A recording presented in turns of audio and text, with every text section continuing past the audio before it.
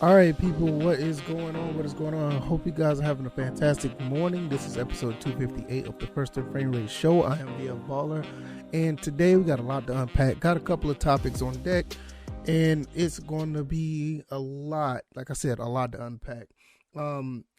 If you guys are listening on the YouTubes, you already see the ticker. If you're listening to this on the podcast avenue, you already seen the topics, and it's going to be a lot to talk about, like I said. Before I get started, I want to thank you guys on the YouTube side of things. I've just made over 1,000 subscribers.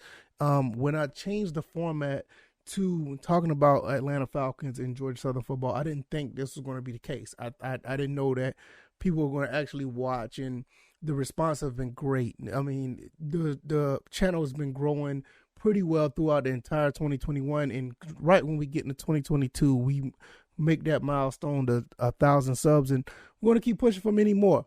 But it all starts with you guys. You're the ones that make this go, and I really, really appreciate it. And with that being said, if you like the content, if you are interested in this content, hit the like button, share this, and subscribe to the channel if you haven't already. If this is your first time here, welcome. If this is your first time listening to this on the podcast side, go ahead and give me a pretty good rating on the podcast avenue, and also share this with your friends, especially if you are an Atlanta Falcons or Georgia Southern Eagles fan. You know, we like to talk about those two topics here and everything under that umbrella. We do dibble and dabble at other teams or whatever the case may be.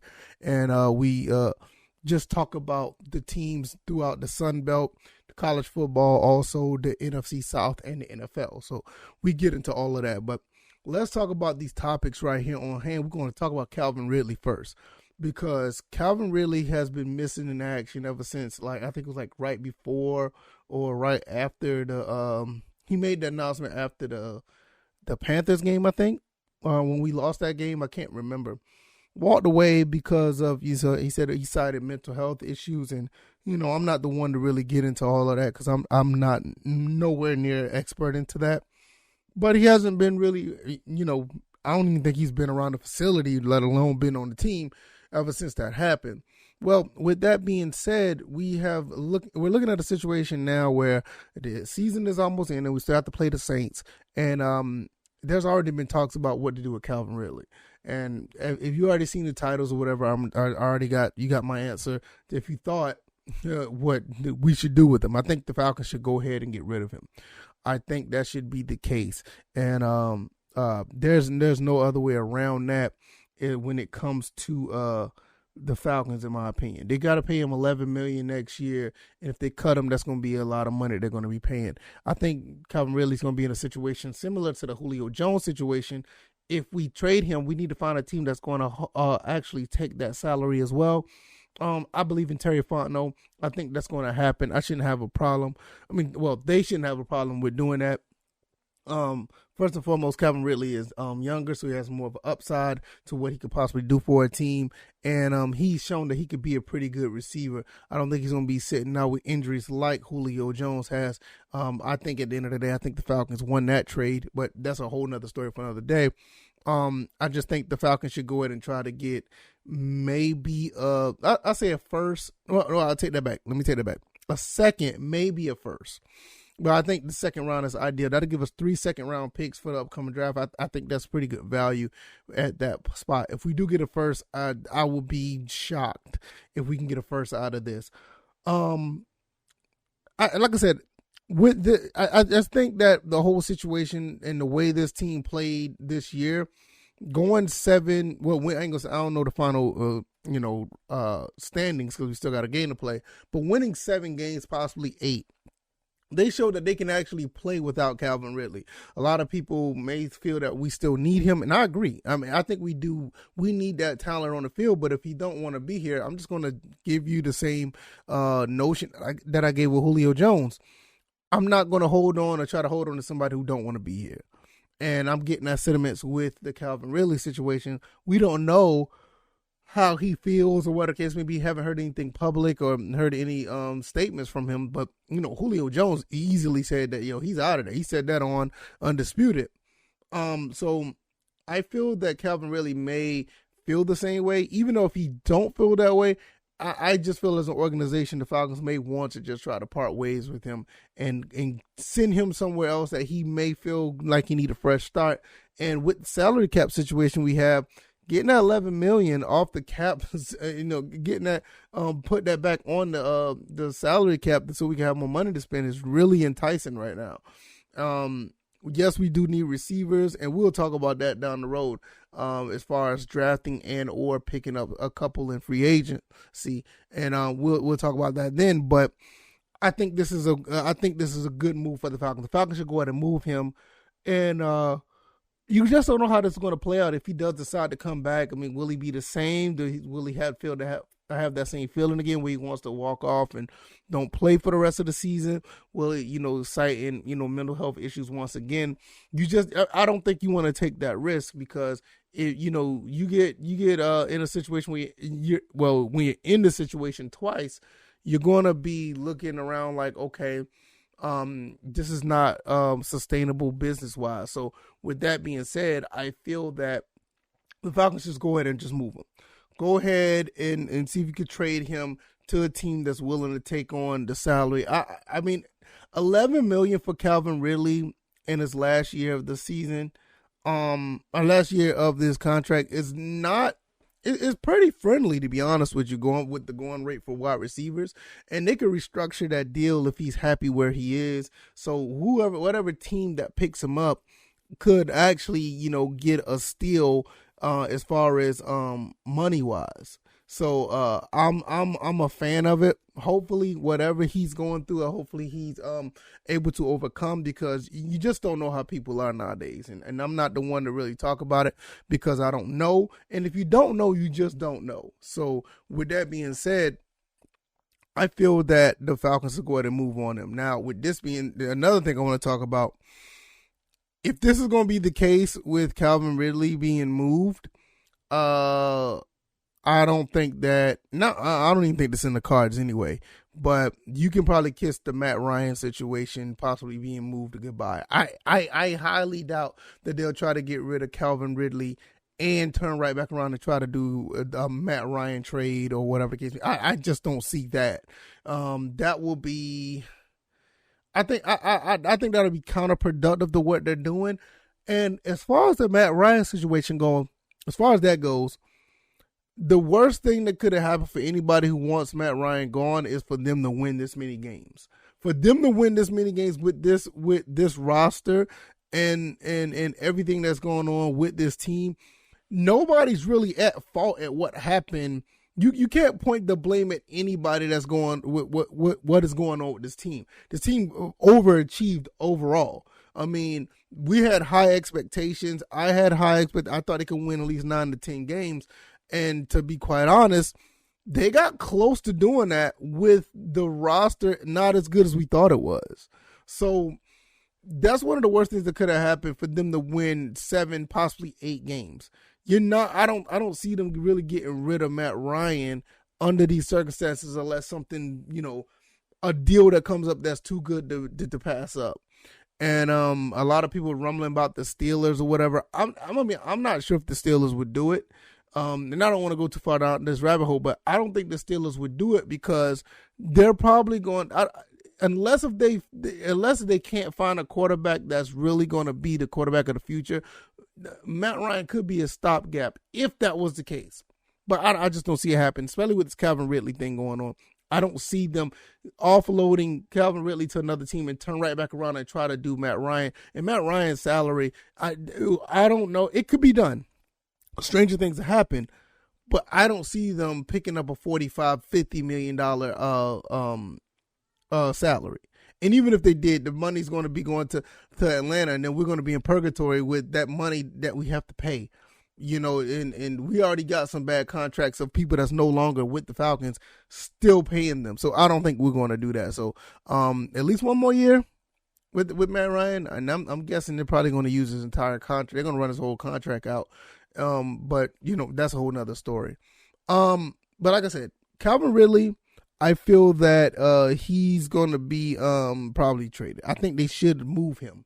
they should go ahead and do it and with no hesitation at the end of the season. I'm pretty sure Terry Fontenot can make some things happen. He's done pretty good with the Julio Jones trade, and I'm not complaining about that at all. Maybe he can make something work again this off season. So it's really unfortunate at the end of the day because we could have used his services. Russell Gage stepped up. Kyle Pitts did his thing. Zacchaeus had some moments as well. Hayden Hurst had a couple of touchdowns. A depleted wide receiver roster. Matt Ryan did a lot with nothing.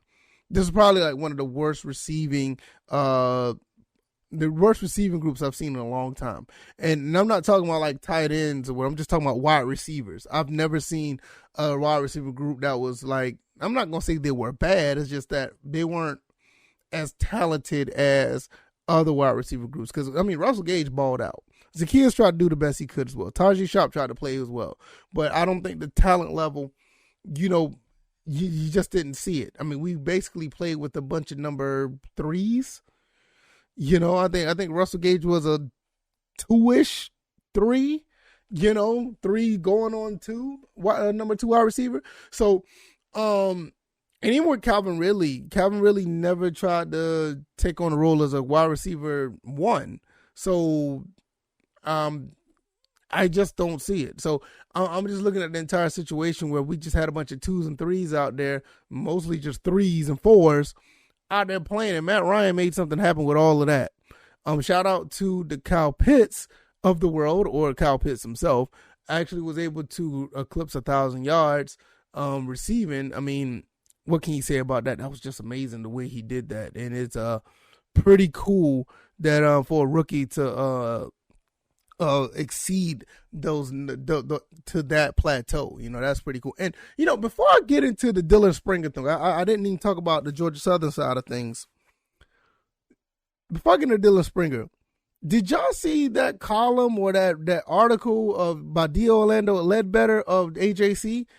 I mean, why would you take a shot at Kyle Pitts like that? I'm not even going to talk about the article. Personally, I don't think it shouldn't get as much time as it did now. But he's basically saying that, the fact that Kyle Pitts is playing 17 games, it doesn't matter what he did against Mike Ditka's record when he played 14. Why would you do that to your own, your local team? Why would you write stuff like that? I just don't get it. It's just not just in Atlanta. There's a lot of other sports towns that do this and just talk down to their teams for some unknown reason. Look, I get it. You can't be positive all the time. That's one thing, not to be positive all the time, but to just attack a certain player just because when in the middle of their having success, that's beyond me. If you want to attack a player because they're not doing well and you demand better of your team, that's the local team that you're covering, I get it. But in the middle of them doing something well, you're going to find a way to find a negative about it? I mean, who does that? I mean, it's just ridiculous.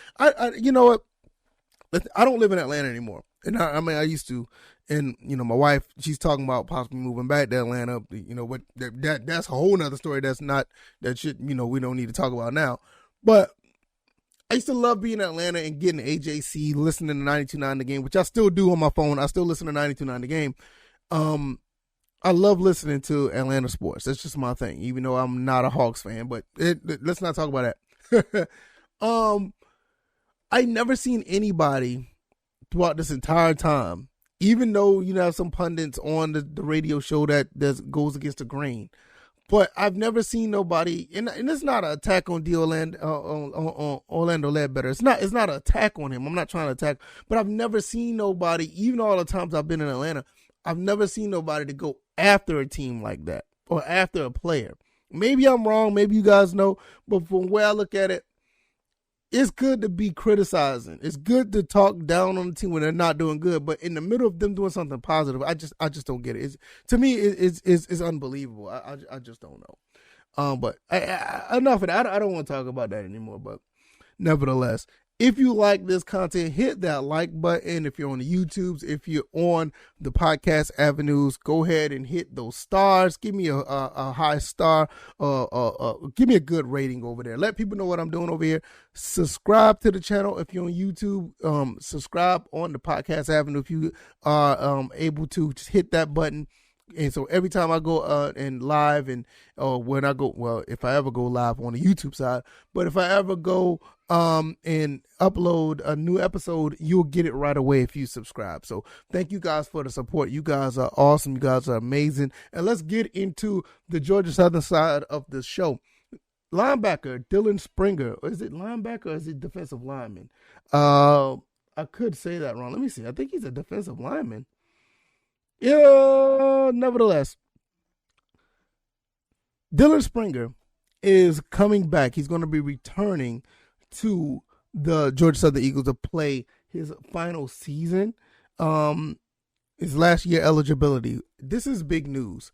And if he's a defensive end, or whatever, I can't remember because I see him all over the field. If he's one of the two, I apologize. But this is a really big deal. With Will Harris, the defensive coordinator, I'm pretty sure he's going to put him in a pretty good position to continue to be the leader that he is. His last year eligibility, you want to see a guy that has this type of leadership that can actually show the young guys that are going to be coming in and some guys who just need some form of direction on the field. He's going to be that guy. And it's good to see more talent that's experienced staying with the team. You already had guys that wasn't going to go anywhere just yet. I mean, like you said, you had the CJ Wrights of the world. He's graduated. He's going to the draft. Randy Wade, he's going into the draft.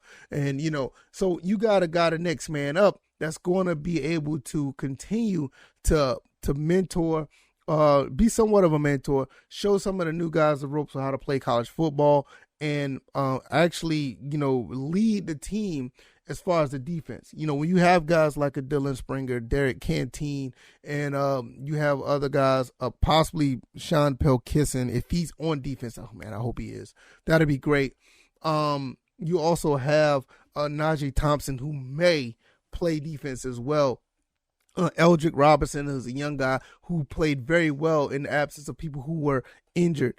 When you have these guys coming in to play, is really a good thing. And this is what you want to see when it comes to this type of, this type of camaraderie when you have a team getting together, especially with a new coaching staff and all this other stuff. It's a really good thing. Okay, so let's talk about Dillon Springer's stats. And this is something that's pretty interesting when you see what he done. He played all 12 games, played and started in all 12 games.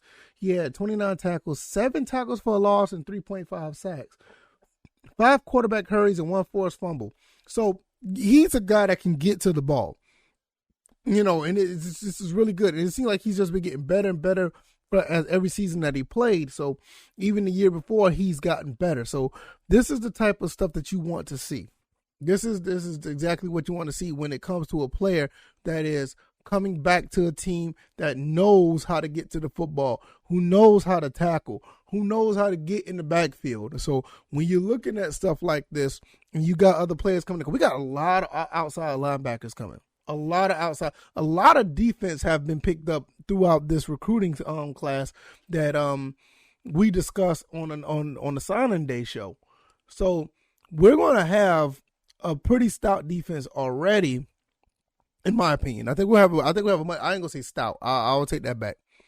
We have a better defense than we did last year, and for him to come back is just going to be more of a an asset. It's going to be a really big deal to have somebody of this caliber, of somebody with this type of leadership coming back in to play. Now with him, and you have, I think, like I said, Derek Canteen. You're also going to have possibly Najee Thompson playing defense. I'm not 100% sure yet.